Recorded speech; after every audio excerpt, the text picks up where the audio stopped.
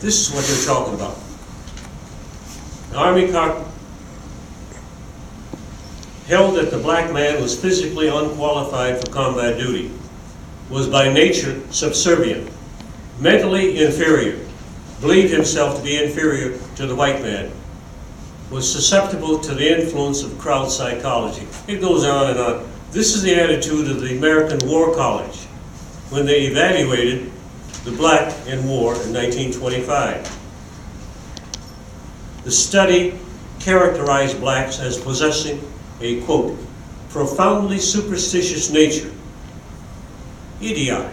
But this is Army officers. The War Department saw itself as a product of American society. Army racial policy should reflect civil practice, and black soldiers should receive no more than they received in civilian life.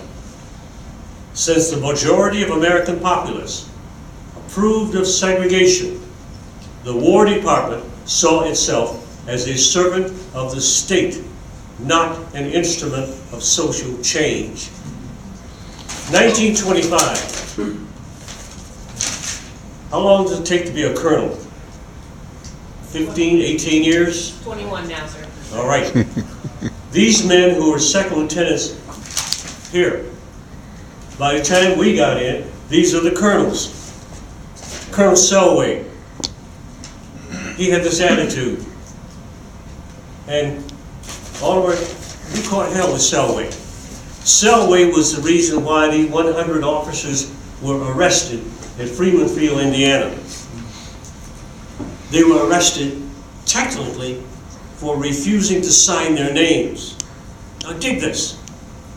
They received a direct order. Sign this letter. By the way, the letter was illegal. The letter authorized segregation on the base to prevent these men from going into the White Officers Club. They received a direct order. Sign your name. They refused, and they were arrested.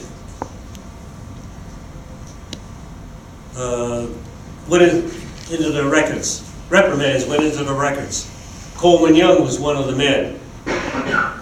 And they were, one was arrested and Roger Terry was convicted. He happened to brush up against the AP at the door. He was convicted of aggression. And out of it all, when Roger Terry got back out of active duty to Los Angeles, he could not pass the bar because, quote, he was a felon. It was a federal offense. Out of that, Freeman Field, 1945. And Roger Terry, the